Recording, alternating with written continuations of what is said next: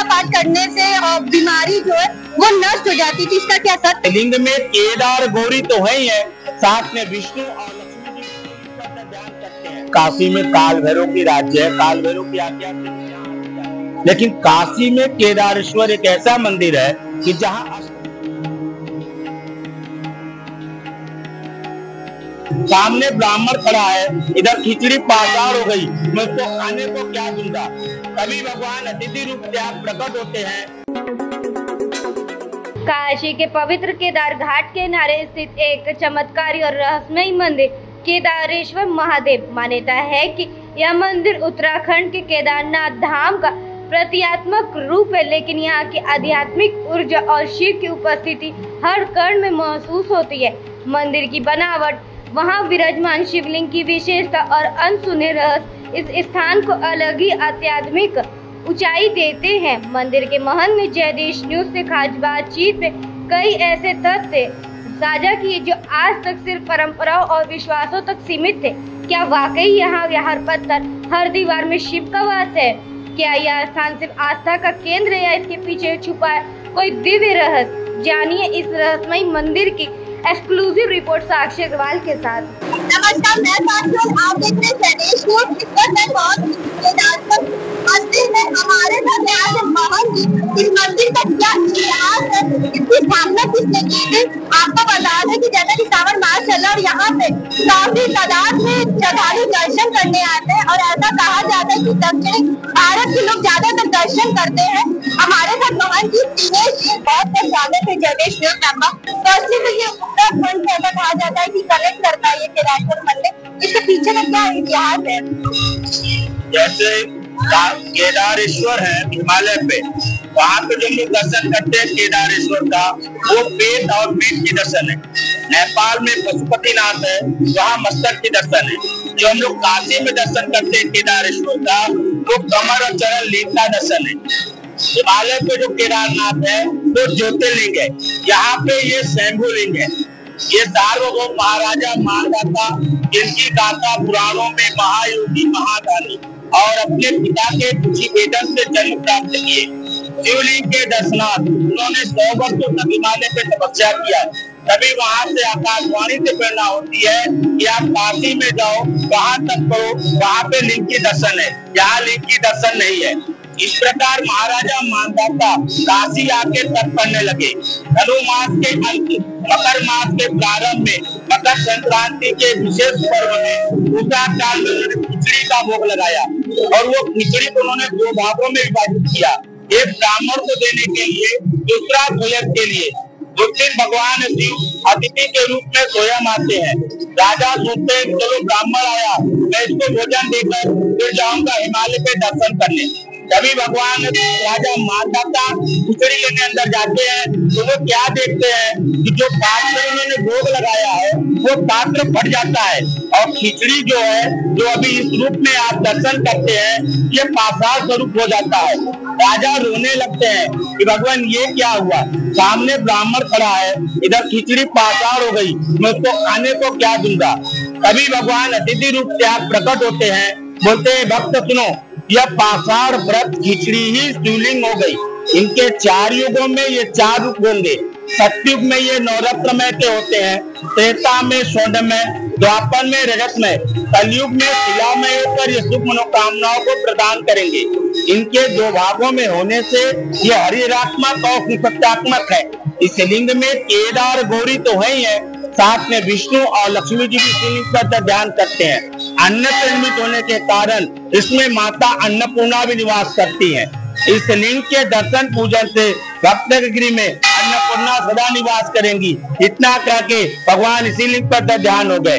हिमालय पे आप 7 बार दर्शन करते हैं तो फल मिलता है, अगर यहाँ 1 बार भी करते हैं तो उसका 7 गुना अधिक फल मिलता है। कहा जाता है कि हिमालय पे केदारेश्वर ज्योतिर्लिंग है, काशी में केदारेश्वर स्वयंभू लिंग है।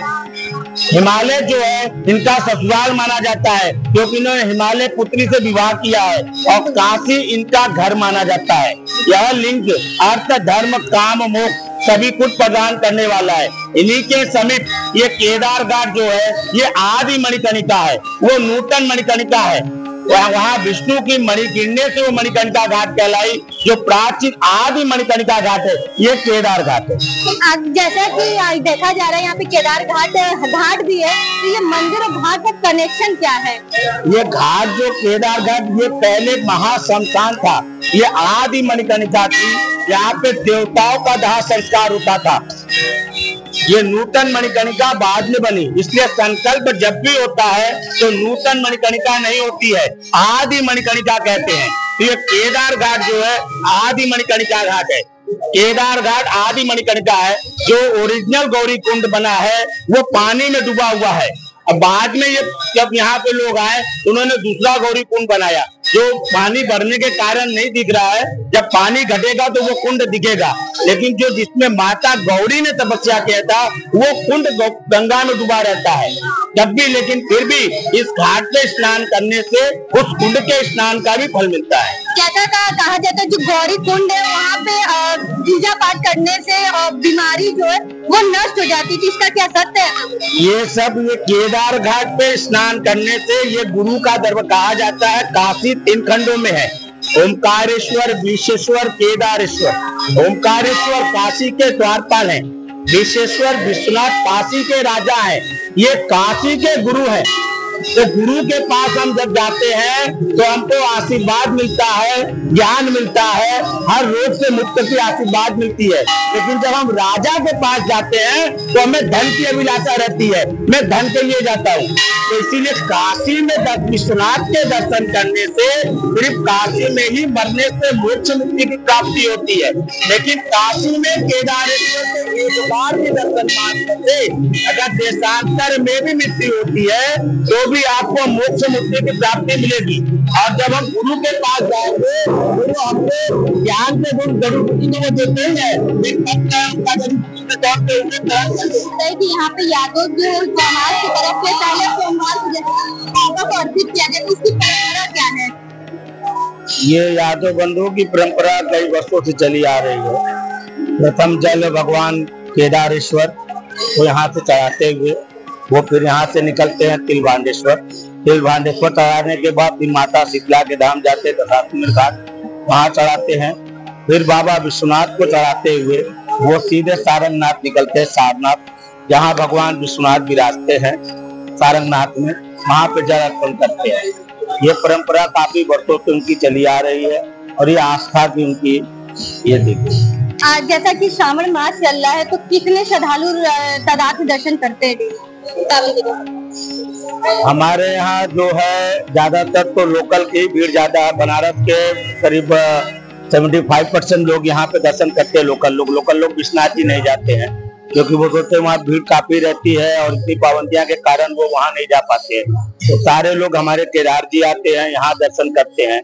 और यहाँ की मान्यता ये है कि इनके एक बार दर्शन मात्र से ही जो काशी के अष्ट भैरव हैं, जैसे कहा जाता है कि काशी में काल भैरव की राज्य है, काल भैरव की आज्ञा से लोग यहाँ आते जाते हैं, जो भी करना है वो फैसला करते हैं।